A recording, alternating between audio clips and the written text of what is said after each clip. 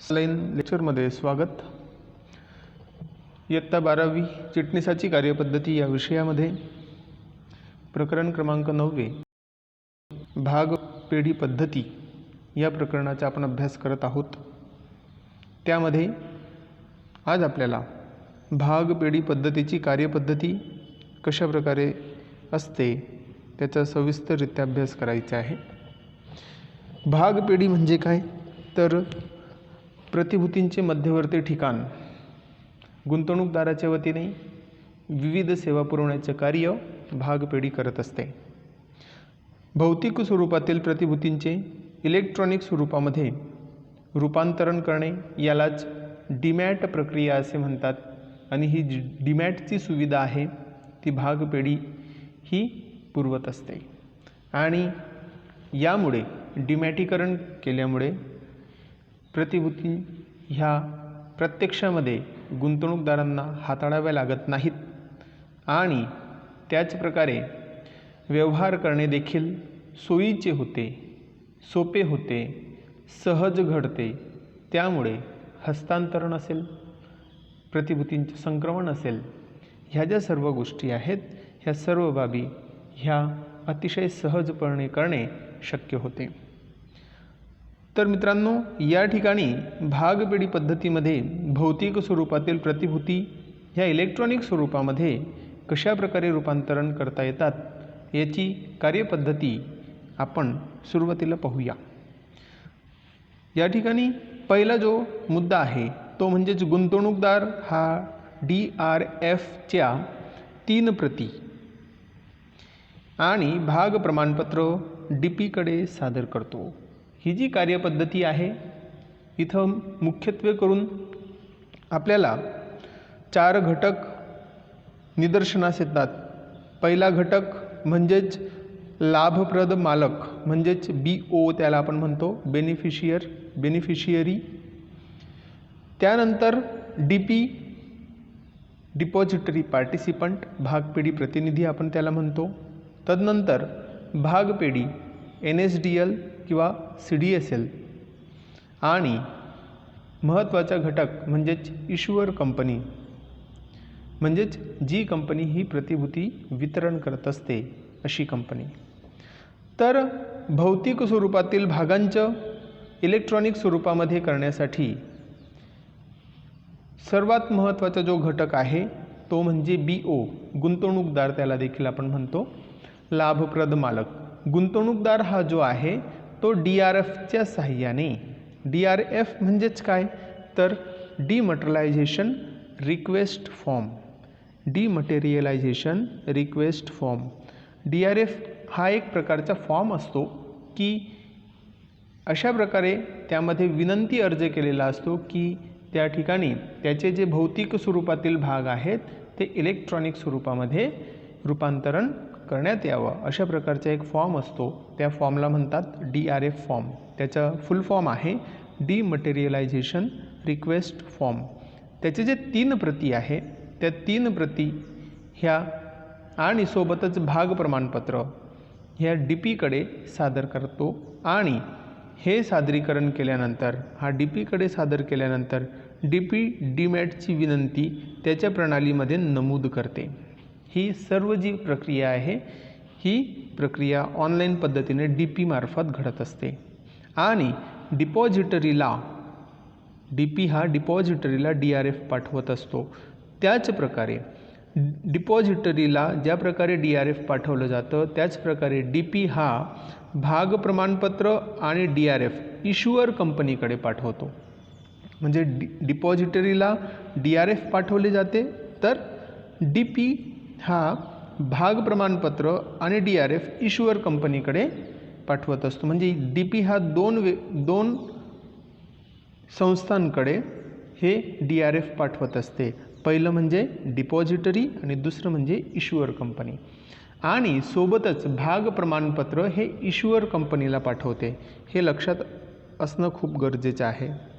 Issuer कंपनीकडे DP काय पाठवतोय आणि त्याचप्रकारे डिपॉझिटरीकडे DP काय पाठवतोय. डिपॉझिटरीकडे DRF पाठवतोय आणि इश्युअर कंपनीकडे भाग प्रमाणपत्र आणि DRF हे दोघंही पाठवतो आहे. आता हे पाठवल्यानंतर डिपॉझिटरीकडे DRF पाठवल्यानंतर आणि इश्युअर कंपनीकडे भाग प्रमाणपत्र आणि DRF पाठवल्यानंतर इश्युअर कंपनी जी आहे ती इश्युअर कंपनी डिमॅटिकरणाची तपासणी करत असते आणि डिपॉझिटरीला डिमॅटिकरणासाठी कळवत असते. डिपॉझिटरीला डिमॅटिकरणासाठी कळवल्यानंतर डिपॉझिटरी ही आपल्या प्रणालीमध्ये विनंती नमूद करते आणि इश्युअरला ती पाठवत असते, म्हणजेच इश्युअर कंपनीला ती पाठवत असते. या ठिकाणी इश्युअर कंपनीला पाठवल्यानंतर डिपॉझिटरी जी आहे ती गुंतवणूकदाराच्या लाभप्रद मालकाला म्हणजेच BOला डीमॅट खात्यामध्ये त्याच्या डीमॅट खात्यामध्ये प्रतिभूती जमा करते आणि DPला तशा प्रकारे सूचना करते, तशा प्रकारे कळवण्याचं कार्य डिपॉझिटरी मार्फत होतं की आम्ही लाभप्रद मालकाच्या खात्यामध्ये डीमॅट खात्यामध्ये प्रतिभूती जमा केलेल्या आहेत. म्हणजेच या प्रकारे जे भौतिक प्रतिभूती आहेत त्या भौतिक प्रतिभूतींचे रूपांतरण हे आता आपल्याला डिपॉझिटरी मार्फत त्याच्या डीमॅट खात्यामध्ये इलेक्ट्रॉनिक स्वरूपामध्ये ते जमा होताना कळतं. आता त्या प्रकारची सूचना DPला कळवली जाते. DP हा डीमॅट खात्याचा उतारा गुंतवणूकदाराला कळवत असतो. आता ही जी सर्व प्रोसेस आहे ही एकूण 7 मुद्द्यांची जी प्रोसेस आहे, प्रक्रिया आहे, कार्यपद्धती आहे, ती कार्यपद्धती या ठिकाणी आपल्याला एक प्रवाह आकृतीद्वारे देखील स्पष्ट करता येते आणि ती आपल्याला चटकन देखील समजण्यास मदत होते. तर आपण ती लक्षात घेऊया. लाभप्रद मालक जो आहे यालाच BO आपण म्हणतो, लाभप्रद मालक BO. त्यानंतर भागपेढी प्रतिनिधी DP, भागपेढी NSDL किंवा CDSL आणि इश्युअर कंपनी, असे 4 घटक आहेत महत्त्वाचे. मग त्यातला जो पहिला जो घटक आहे किंवा जो पहिला जो मुद्दा आहे, लाभप्रद मालक जो असतो BO म्हणजेच गुंतवणूकदार, हा सुरुवातीला DRF प्रमाणपत्रासह DPकडे सादर करत असतो. तर म्हणजेच काय, तर या ठिकाणी आपण ॲरोने दर्शवायचे झालं तर या ठिकाणी आपण या प्रकारे दर्शवतो. लाभप्रद मालक जो आहे गुंतवणूकदार हा भागपेढी प्रतिनिधीकडे DRF आणि प्रमाणपत्र सादर करतो. DRFच्या 3 प्रतींमध्ये तो देत असतो. DP हा दुसरी जी महत्त्वाची कृती करतो ती म्हणजेच इलेक्ट्रॉनिकची जी विनंती आहे किंवा DRF जे आहे ते भागपेढीकडे जमा करत असतो आणि DRF आणि प्रमाणपत्र घेतलेले जे प्रमाणपत्र आहे ते इश्युअर कंपनीला सादर करत असतो. ही त्याची तिसरी कृती होते. त्यानंतर चौथी जी कृती आहे ती इश्युअर कंपनीकडून होत असते. कारण की DRF आणि प्रमाणपत्र हे इश्युअर कंपनीला एक वेळेस प्राप्त झाले तर इश्युअर कंपनी हे डिमॅटिकरणाची जी पुष्टी आहे ती पुष्टी करण्यासाठी भागपेढीकडे ते पाठवत असते आणि भागपेढीकडे पाठवल्यानंतर तशा प्रकारची जी विनंती आहे डिमॅटिकरणासाठीची ती विनंती किंवा तशा प्रकारचा जो एक प्रकारचा आढावा घेऊन डिमॅटिकरणाची विनंती पाठवण्याचं कार्य हा इश्युअर कंपनीकडे भागपेढी हा देत असतो. म्हणजेच काय, तर या ठिकाणी एक प्रकारची खात्री करण्याचं जे कार्य आहे ते इश्युअर कंपनी आणि भागपेढी दरम्यान आपल्याला होताना दिसतं. डिमॅटिकरणाची जी विनंतीची जी पुष्टी आहे ती पुष्टी करण्यासाठी भागपेढीकडे पाठवल्यानंतर त्या खातेदाराचं किंवा त्या गुंतवणूकदाराची जी माहिती आहे ती माहिती ही खात्रीशीर आहे किंवा नाही, खरोखरच आहे किंवा नाही याची पुष्टी केल्यानंतर भागपेढी ही डिमॅटिकरणाची जी प्रक्रिया आहे त्याला एक प्रकारे हिरवा कंदील देताना आपल्याला दिसते किंवा मंजुरी देताना आपल्याला दिसते आणि त्या प्रकारची डिमॅटिकरणाची विनंती जी आहे ती सँक्शन होताना भागपेढीकडून दिसते आणि तशा प्रकारचं सँक्शन झालेलं जे आहे सर्व ते इश्युअर कंपनीकडे ते पाठवत असते. आता त्यानंतर भागपेढी अशा प्रकारची खात्री केल्यानंतर एक तर इश्युअर कंपनीकडे ती जी विनंती आहे ती विनंती पुढे सरकवत असते. त्याच प्रकारे भागपेढी दुसरं कार्य जे करते ते म्हणजेच DPकडे बी ओच्या खात्यामध्ये जे प्रतिभूती आहेत त्या प्रतिभूती जमा करण्याचं कार्य करते आणि त्या प्रकारचं सूचना ही डी पीला देखील कळवत असते. काय करत असते? डी पीला देखील त्या प्रकारची सूचना ती कळवत असते. भागपेढी हे लाभप्रद म्हणजेच या ठिकाणी लाभप्रद मालक जो आहे त्याच्या खात्यामध्ये प्रतिभूती जमा करते. इलेक्ट्रॉनिक स्वरूपातील प्रतिभूती ही त्याच्या खात्यामध्ये जमा करते, डीमॅट खात्यामध्ये जमा करते. आणि हे जे डीमॅट खात्यामध्ये जमा करणं आहे यालाच म्हणतात इलेक्ट्रॉनिक स्वरूपामध्ये प्रतिभूती जमा होणे. आणि तशा प्रकारची जी सूचना आहे भागपेढी प्रतिनिधी किंवा डी पीला भागपेढी कळवत असते. आणि एक वेळेस हे कळवल्यानंतर डीमॅट खात्याचा जो उतारा आहे हा उतारा डी पीकडून बी ओला दिला जातो. हा जो खात्याचा उतारा आहे हा उतारा डी पीकडून बी ओला दिला जातो, म्हणजेच लाभप्रद मालकाला तो दिला जातो. अशा प्रकारची ही सर्व प्रोसेस आहे. मित्रांनो, ही जी सर्व प्रोसेस आहे ही प्रोसेस करण्यामागील जो एक महत्त्वाचा उद्देश आहे की या व्यवहारामध्ये कुठेही आणि मध्ये कुठल्याही स्वरूपाचं गैरव्यवहार होऊ नये यासाठी ही जी सर्व प्रोसेस आहे ही प्रोसेस अत्यंत महत्त्वपूर्ण अशी ठरते. आणि म्हणून या प्रकारची हे जे भौतिक स्वरूपातील प्रतिभूती आहेत त्या भौतिक स्वरूपातील प्रतिभूतींचं इलेक्ट्रॉनिक स्वरूपामध्ये रूपांतरण केलं जातं. आता यानंतरचं जर का आपण पाहिलं तर प्राथमिक सहाय्यक भाग विक्री जे आहेत IPO आपण त्याला म्हणतो, संदर्भातील भागपेढीची कार्यपद्धती कशा प्रकारची असते. तर हे देखील आपण हे जे फ्लो चार्ट आहे या फ्लो चार्टच्या मार्फत आपण समजून घेऊया. अतिशय सोप्या पद्धतीने या ठिकाणी आपल्याला लक्षात येतं. इश्युअर कंपनी बघा, कुठलीही जी कंपनी असेल जी नव्याने स्थापित झालेली असेल तर ती सुरुवातीला IPO हे देत असते किंवा IPO हे त्यालाच आपण म्हणतो इनिशियल पब्लिक ऑफर. सुरुवातीला जी स्थापन झालेली कंपनी ती भांडवल गोळा करण्यासाठी IPOची मदत घेत असते. IPOच्या मार्फत ती भांडवल गोळा करत असते आणि म्हणून ती जी कंपनी आहे ती कंपनीला आपण म्हणतो इश्युअर कंपनी. तदनंतर डिपॉझिटरी DP आणि तदनंतर BO त्यालाच आपण म्हणतो बेनिफिशियरी. आता या ठिकाणी गुंतवणूकदार देखील म्हणतो आपण BOला. आता या ठिकाणी ज्यावेळेस कोणतीही कंपनी ही IPO करत असते किंवा IPO मार्फत भांडवल गोळा करत असते तर त्यावेळेस सर्वप्रथम ती जाहिरात देते आणि जाहिरात दिल्यानंतर वेगवेगळे जे गुंतवणूकदार आहेत ते गुंतवणूकदार त्या इश्युअर कंपनीकडे आकर्षित होत असतात किंवा त्यांचे जे प्रतिभूती आहेत त्या प्रतिभूती या खरेदी करण्याचा प्रयत्न करत असतात. मग तशा प्रकारचा जो भाग वाटप अर्ज आहे ती कंपनी ही देत असते. मग भाग वाटप अर्ज BO हे भरत असतात आणि ते इश्युअर कंपनीकडे सादर करतात. त्याचप्रकारे हे केल्यानंतर दुसरं महत्त्वाचा जो घटक आहे की जो इश्युअर कंपनीकडे एक वेळेस भाग वाटप अर्ज गुंतवणूकदाराने सादर केल्यानंतर त्या BOची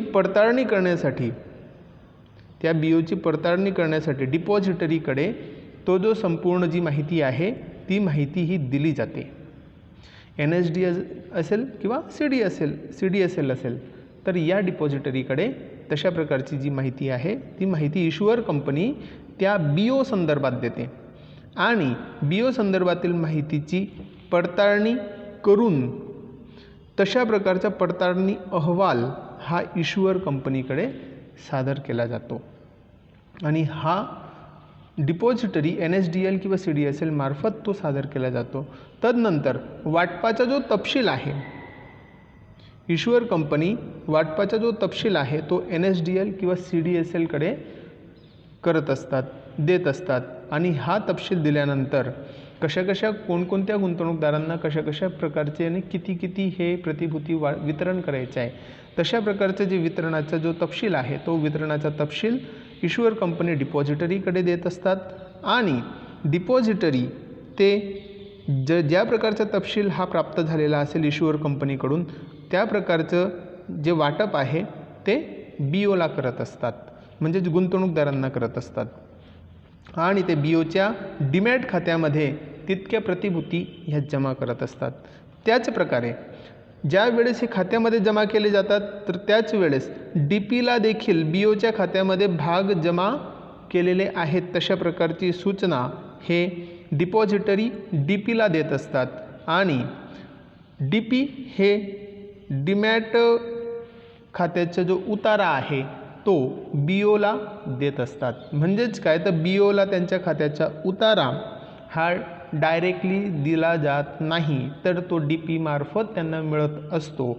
मात्र डिपॉझिटरी ही BOच्या खात्यामध्ये डायरेक्ट डीमॅट खात्यामध्ये त्यांच्या जेवढ्या प्रतिभूती असतील तेवढ्या प्रतिभूती ह्या जमा करत असते।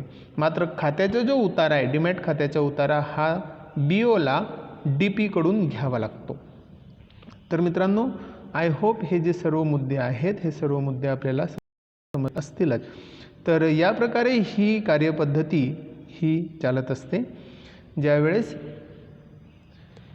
ज्यावेळेस प्राथमिक समहक्क भाग विक्री ही कंपनी करत असते, नव्याने स्थापन झालेली कंपनी ही IPO देत असते आणि ही IPO दिल्यानंतर अशा प्रकारची जी कार्यपद्धती आहे ती कार्यपद्धती ही होते।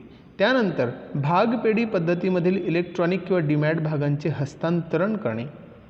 भाग विक्री संदर्भात आता डीमॅट खात्याचे हस्तांतरण करणे म्हणजेच काय तर या ठिकाणी भाग विक्री संदर्भातील जे हस्तांतरण आहे ते भाग विक्री संदर्भात हस्तांतरण कशा प्रकारे होतं आणि भाग खरेदी संदर्भातील हस्तांतरण कशा प्रकारे होतं हे दोघंही पद्धतीत एकतर भाग विक्री करत असताना हस्तांतरण होणार आहे किंवा भाग खरेदी करताना हस्तांतरण होणार आहे। आणि यामुळे भाग विक्री करणारा एक असतो हस्तांतरणामध्ये आणि भाग खरेदी करणारा एक असतो।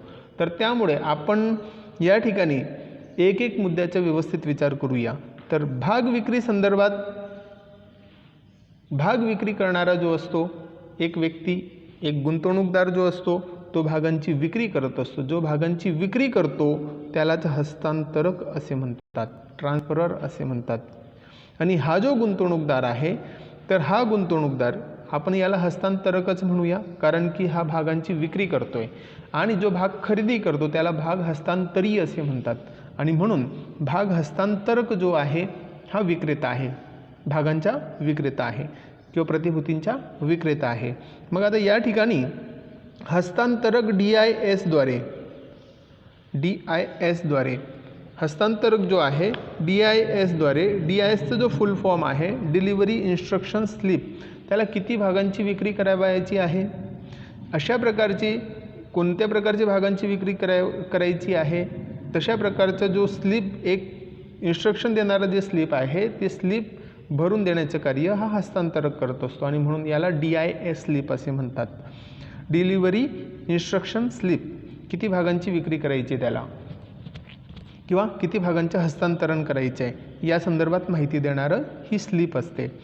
भाग हस्तांतरक DIS स्लिप किंवा DIS द्वारे भाग विक्रीची संपूर्ण माहिती DPला कळवत असतो। म्हणजे त्याचे जो डिपॉझिटरी पार्टिसिपंट असेल त्या डिपॉझिटरी पार्टिसिपंटला तो कळवत असतो। DIS मध्ये इथं DTS नको, इथं DIS पाहिजे। DIS मध्ये विकावयाच्या भागासंबंधीची माहिती त्यावर सही करतो। DIS स्लिपवर तो सही देखील करतो। प्रतिभूतींची विक्री होते आणि व्यवहाराच्या शेवटी गुंतवणूकदारांच्या डीमॅट खात्यातून प्रतिभूती खर्ची टाकल्या जातात। म्हणजे जे आपण प्रतिभूती हे त्याने हस्तांतरण केलेले आहेत कोणत्याही कारणामुळे, विक्री झालेल्या कारणामुळे आपण समजू शकतो किंवा कायदेशीर हस्तांतरण असेल किंवा भेट असेल काही पण असेल, तर ज्यावेळेस तो हस्तांतरण करतो तर त्याच्या खात्यामधून डीमॅट खात्यामधून तेवढ्या प्रतिभूती ह्या कमी केल्या जातात। भाग हस्तांतरण हे ऑफ ट्रेड मार्केट किंवा ऑफ मार्केट ट्रेड या ठिकाणी ऑफ मार्केट ट्रेड किंवा मार्केट ट्रेडमध्ये करता येते। भाग हस्तांतरण हे ऑफ मार्केट ट्रेड किंवा मार्केट ट्रेडमध्ये करता येते। आता मार्केट ट्रेड काय आहे किंवा ऑफ मार्केट ट्रेड काय आहे त्याचा देखील आपण विचार करणार आहोत या ठिकाणी। तर या ठिकाणी ऑफ मार्केट ट्रेड म्हणजे काय की जे असे व्यवहार जे दोघांच्या परस्पर सहमतीने परंतु भाग दलाल, भाग बाजार, भाग समाशोधन गृह अशा कोणाच्याही मध्यस्थीशिवाय केले जाते। थोडक्यात सांगायचं झालं तर ऑफ मार्केट ट्रेड हे कोणत्याही मध्यस्थाशिवाय केवळ हस्तांतरक आणि हस्तांतरी यांच्यामध्ये जे केलं जातं त्याला ऑफ मार्केट ट्रेड असे म्हणतात। आणि मार्केट ट्रेड म्हणजे काय तर जे दलालांमार्फत केले जातं, जे मध्यस्थांमार्फत केले जाते ट्रान्सफर, त्याला म्हणतात मार्केट ट्रेड।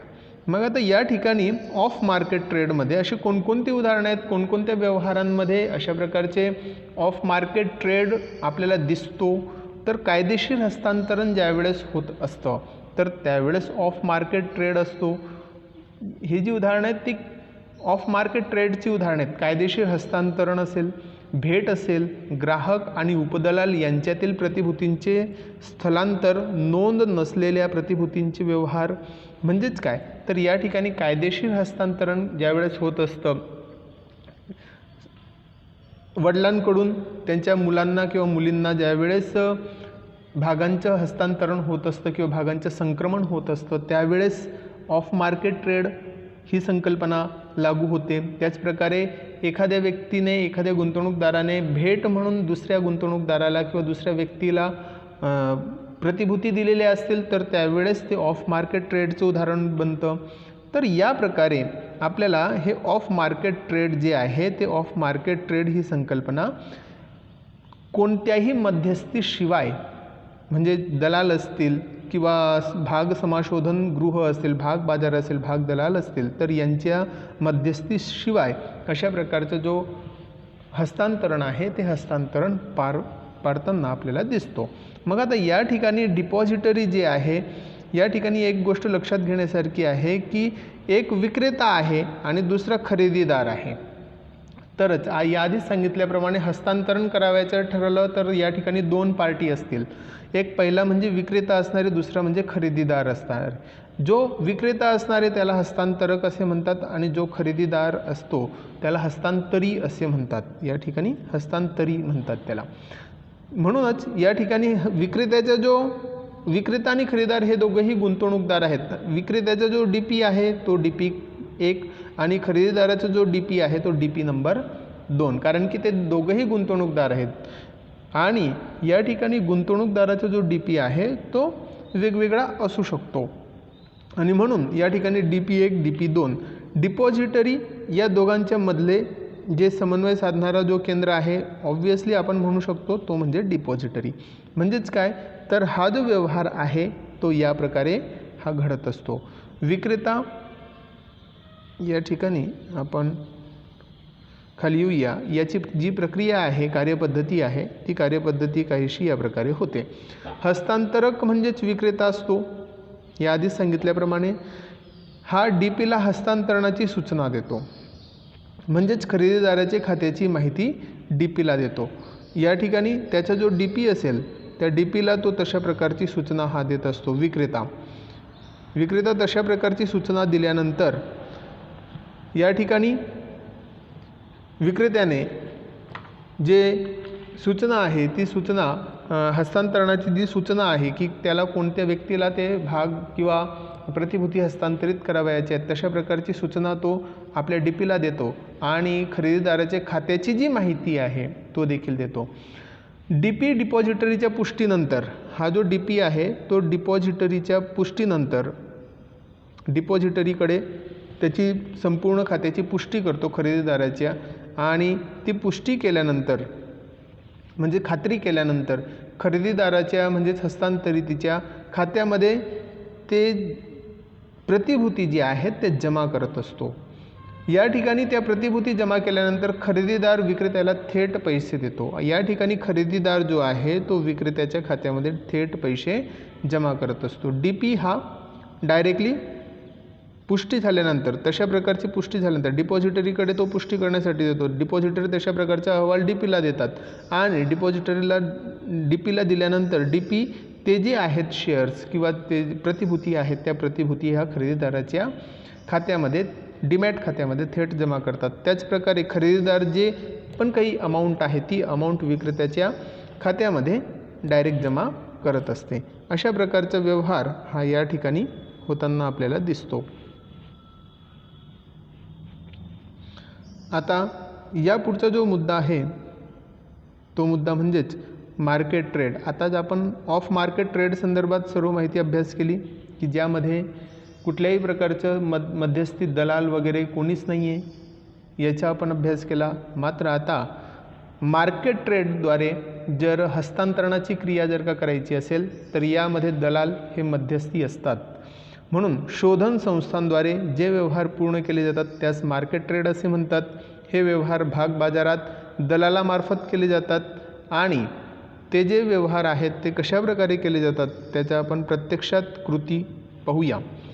आता या ठिकाणी आपल्याला दिसते की डिपॉझिटरी DP1 DP2, डिपॉझिटरी भाग विक्रेता भाग खरेदीदार DP1 DP2 डिपॉझिटरी हे या आधीच्या म्हणजेच ऑफ मार्केट ट्रेड या प्रकारात देखील होते. मात्र मार्केट ट्रेडमध्ये या 5 व्यतिरिक्त देखील अजून 3 आहेत. म्हणजेच भाग विक्रेत्याचा दलाल, भाग खरेदीदाराचा दलाल आणि प्रतिभूती शोधन कक्ष किंवा संस्था. म्हणजे हे 3 जे घटक आहेत हे 3 घटक यामध्ये वाढलेले आहेत. या आधीच सांगितल्याप्रमाणे मार्केट ट्रेडमध्ये जे दलाल आहेत त्या दलालांचा समावेश या ठिकाणी होतो. तर त्यामुळे या ठिकाणी एक महत्त्वाचा जो घटक आहे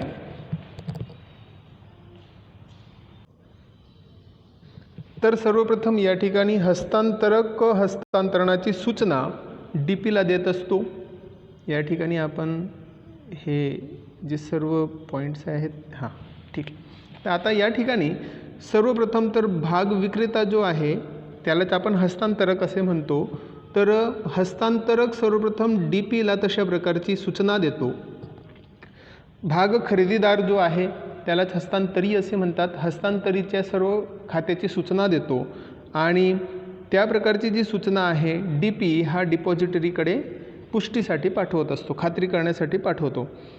प्रतिभूती हस्तांतरकाच्या दलालाच्या खात्यात जमा होतात. या ठिकाणी सर्वप्रथम तर ती पुष्टी केल्यानंतर DPच्या तशा प्रकारचा अहवाल प्राप्त झाल्यानंतर DPच्या खात्यामधून ते जे भाग आहेत किंवा प्रतिभूती आहेत त्या प्रतिभूती भाग विक्रेत्याच्या दलाल जो आहे याच्या खात्यामध्ये जमा होतात आणि यांच्या खात्यामध्ये जमा झाल्यानंतर हस्तांतरकाच्या दलालाच्या खात्यातून भाग बाजाराच्या शोधन कक्षाच्या खात्यात वितरण सूचनेनुसार प्रतिभूती जमा केल्या जातात. म्हणजे ही जी वितरण सूचना आहे त्या वितरण सूचनेनुसार त्या प्रतिभूती शोधन कक्षामध्ये किंवा ती जी संस्था आहे त्या संस्थेच्या खात्यामध्ये भाग विक्रेत्या दलालाच्या खात्यामधून तशा प्रकारची ती जी प्रतिभूती आहेत त्या प्रतिभूती जमा करण्याचे कार्य हे होत असतं.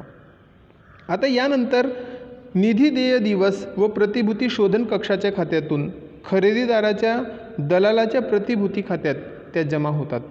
आता यानंतर निधी देय दिवस जो असतो म्हणजेच पेमेंटचा जो दिवस असतो त्या पेमेंटच्या दिवशी प्रतिभूती शोधन कक्ष खात्याच्या मधून ते भाग खरेदीदार दलालाचा जो असतो या दलालाच्या खात्यामध्ये तितकी जी प्रतिभूती आहेत त्या प्रतिभूती जमा होताना आपल्याला दिसतात. आणि एक वेळेस पेमेंट क्लिअर झालं, भाग खरेदीदार हा भाग विक्रेत्याच्या खात्यामध्ये ज्या वेळेस पेमेंट करतो तर त्यावेळेस त्याच दिवशी त्या तशा प्रकारचं भाग खरेदीदार दलालाच्या खात्यामधून ते भाग हे भाग खरेदीदारच्या डीमॅट खात्यामध्ये जमा होतात.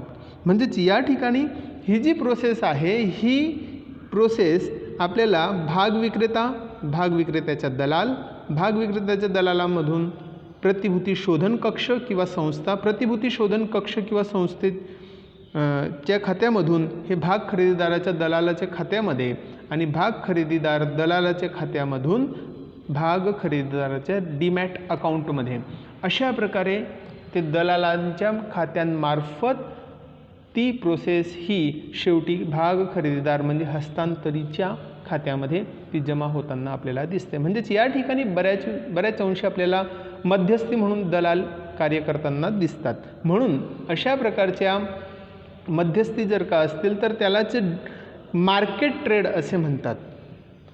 याच प्रकारच्या संकल्पनेला मार्केट ट्रेड असे म्हणतात. आणि ऑफ मार्केट ट्रेड जर का आपण पाहिलं तर कुठल्याही प्रकारचा दलाल या ठिकाणी आपल्याला दिसत नाही आहे. या ठिकाणी आपण जर का फ्लो चार्ट पाहिला त्याच्यात तर आपल्याला दिसतं की या ठिकाणी कुठल्याही प्रकारचं जो दलाल आहे, मध्यस्थी दिसत नाही आहे. या ठिकाणी केवळ विक्रेता हस्तांतरक DP डिपॉझिटरी यामार्फत पुष्टी झाल्यानंतर तशा प्रकारचा व्यवहार हा होताना आपल्याला दिसतो. मात्र प्रत्यक्षामध्ये ज्यावेळेस ऑफ मार्केट ट्रेडमध्ये जर का आपण पाहिलं तर या ठिकाणी आपल्याला दलालांचे समावेश झालेले दिसते. म्हणजेच काय तर या ठिकाणी ही जी प्रक्रिया आहे ही दलालांमार्फत होताना आपल्याला दिसते. त्याचप्रकारे आधी सांगितल्याप्रमाणे ज्यावेळेस हस्तांतरणाची प्रोसेस ही होत असते तर त्यावेळेस एक भाग खरेदीदार असतो, दुसरा भाग विक्रेता असतो. आणि त्यामुळे भाग विक्रेता जो आहे आणि भाग खरेदीदार जो आहे तर भाग खरेदीदारासंदर्भात जर का आपण विचार केला, भाग विक्रेत्यासंदर्भात विचार केला, याचाच जर का उलट विचार केला तर भाग खरेदीदार देखील आहे. आणि भाग खरेदीदार जो आहे, भाग खरेदीदाराची व्यवहार कशाप्रकारे होतात ते भाग विक्रीमध्ये आपण ऑलरेडी अभ्यास केलेला आहे. आणि म्हणून या ठिकाणी भाग खरेदी संदर्भात जर आपण विचार केला तर भाग विक्रीची जी प्रोसेस आहे भाग खरेदीशिवाय ती शक्य होणार नाही. म्हणून ती एक प्रकारे मिक्सअप प्रोसेस आहे. आणि म्हणून भाग खरेदी संदर्भात जर आपण विचार केला तर भाग खरेदीवर किंवा हस्तांतरित त्यालाच आपण म्हणतो आपल्या DPला खरेदी केलेल्या भागांच्या तपशिलाबाबत माहिती कळवत असतो. आणि डिपॉझिटरी योग्य कार्यवाहीनंतर DPला भाग हस्तांतरित खात्यात भाग जमा करण्यास सांगत असतो. DP गुंतवणूकदाराच्या खात्यात भाग खरेदी किंवा विक्रीच्या पुस्तकी नोंदी पूर्ण करत असते. म्हणजेच या ठिकाणी DP मार्फत जे संपूर्ण जो अहवाल आहे किंवा त्यांचे जे विवरण असेल तर विवरणपत्र हे देण्याचे कार्य हा DP मार्फत हा होताना दिसतो. मग यामध्ये ऑफ मार्केट ट्रेड किंवा मार्केट ट्रेड ते दोघंही प्रकारांमध्ये कुठल्याही प्रकार जरी असला तरी देखील DP मार्फत त्यांना विवरण जे आहे ते विवरण किंवा तपशील जे आहे ते तपशील मिळण्याचे कार्य हे होत असतं. यानंतरचा पुढचा जो मुद्दा आहे तो म्हणजेच भारतातील भागपेढी. अर्थात हा मुद्दा आपण याआधी देखील अभ्यास केलेला आहे पण या ठिकाणी डिटेलमध्ये आपल्याला दिलेला आहे. तर डिपॉझिटरी कायदा 1996 जो आहे तो 96मुळे भारतात डिपॉझिटरी स्थापनेचा मार्ग खुला झालेला आहे. भारतात 2 डिपॉझिटरीज आहेत, एक NSDL आहे आणि दुसरी CDSL आहे. NSDLचं फुल फॉर्म जर आपण पाहिलं तर नॅशनल सिक्युरिटीज डिपॉझिटरी लिमिटेड आणि CDSLचं जर का फुल फॉर्म पाहिलं तर central depository services limited. NSDL काय आहे तर एक प्रकारची डिपॉझिटरी आहे आणि ही जी डिपॉझिटरी आहे याची नोव्हेंबर 1996मध्ये स्थापना करण्यात आलेली आहे. हा स्थापनेचा वर्ष देखील आपल्याला बऱ्याच वेळेस पेपरामध्ये विचारला जातो. ही भारतातील सर्वात मोठी डिपॉझिटरी, भारतातील सर्वात मोठी डिपॉझिटरी कोणती तर NSDL ही आहे, नॅशनल सिक्युरिटीज डिपॉझिटरी लिमिटेड आहे. IDBI industrial development bank of India असेल किंवा UTI असेल, युनिट ट्रस्ट ऑफ इंडिया असेल आणि नॅशनल स्टॉक एक्सचेंज NSE असेल तर यांच्यामार्फत त्याची स्थापना झालेली आहे. IDBI, UTI आणि नॅशनल स्टॉक एक्सचेंज यांच्यामार्फत NSDLची स्थापना झालेली आहे. हे तिघांनी मिळून NSDL बनलेलं आहे. NSDLचे मुख्यालय हे मुंबई येथे, CDSLचे देखील मुख्यालय हे मुंबई येथेच आहे. NSDL ही कंपनी कायद्यानुसार नोंदणीकृत सार्वजनिक मर्यादित कंपनी आहे. हा महत्त्वाचा भाग आहे. कंपनी कायद्यानुसार त्याची स्थापना झालेली आहे आणि त्याचप्रकारे नोंदणीकृत सार्वजनिक मर्यादित कंपनी आहे. सार्वजनिक मर्यादित कंपनी म्हणून त्याची स्थापना झालेली आहे. NSDL भांडवल बाजारातील गुंतवणूकदार व इतर घटक जसे भागबाजार, बँका, इश्युअर कंपनी यांना विविध सेवा प्रदान करते. त्याचप्रकारे NSDL पुढील सेवाही वितरित करतात जसे खात्याची देखभाल करणे, डिमटेरियलायझेशन, रिमटेरियलायझेशन, व्यवहाराची पूर्तता, हस्तांतरण आणि नामनिर्देशन, संक्रमण लाभांश विवरण, गुंतवणूकदारांचे तक्रार निवारण इत्यादी, गुंतवणूकदारांचे खाते फ्रीज किंवा लॉक सेवा देणे, व्यावसायिक संस्थेची कृती करणे, उदाहरणार्थ हक्क भाग, बोनस भाग वाटप इत्यादी करणे. म्हणजेच या प्रकारचे जे सर्व ज्या सेवा आहेत ज्या की गुंतवणूकदारांशी संबंधित आहेत त्या सर्व सेवा पुरवण्याचं कार्य हे NSDL मार्फत हे होत असते. त्याचप्रकारे जे CDSL आहे ते CDSLचे देखील कार्य हे बहुतांशी याच प्रकारचेच आहे. आता या ठिकाणी CDSL जर का पाहिलं तर सेंट्रल डिपॉझिटरी सर्व्हिसेस लिमिटेड, CDSLने फेब्रुवारी 1999मध्ये आपले कामकाज सुरू केलेले आहे. याचे प्रवर्तन मुंबई भागबाजाराने म्हणजेच BSE इतर बँकांसोबत केलेले. याचे मुख्यालय मुंबई येथेच आहे. CDSLकडे विस्तृत DP नेटवर्क आहे. देशभरात डीमॅट सेवा उपलब्ध आहेत. या दोन्ही संस्थांनी भारतात डिपॉझिटरी पद्धतीच्या यशामध्ये महत्त्वाची भूमिका साकारलेली आहे. या दोन्ही प्रक्रिया या एकमेकांच्या अगदी उलट प्रक्रिया आहेत. रिमॅट हे डीमॅटच्या परिणामांच्या उलट आहे. म्हणजेच काय तर मित्रांनो, या ठिकाणी वेगवेगळ्या प्रकारचे सेवा सुविधा पुरवण्याचं कार्य आणि मुख्यतः सेबीच्या निर्देशानुसार, सेबीच्या नियमानुसार CDSL असेल किंवा NSDL असेल, ह्या ज्या डिपॉझिटरी कार्य करताना आपल्याला दिसतात. सेबीचं नियंत्रण ह्या सर्वांवर असतं आणि सेबी हे नियमन आणि नियंत्रणाचं कार्य हे या ठिकाणी CDSL NSDL संपूर्ण भागबाजारावर नियंत्रण प्रस्थापित करण्याचं कार्य हे सेबीमार्फत केले जातं. आणि सेबीच्या निर्देशानुसार यांचे जे कार्यपद्धती आहेत त्यांच्या कार्यपद्धती ठरवण्याचं कार्य हे होत असतं.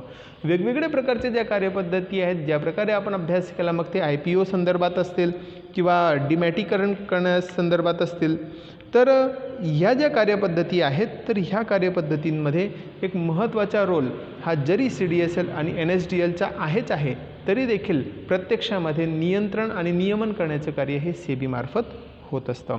चला तर मित्रांनो, आपण पुढील तासिकेमध्ये पुढील प्रकरणाचा अभ्यास करूया. धन्यवाद.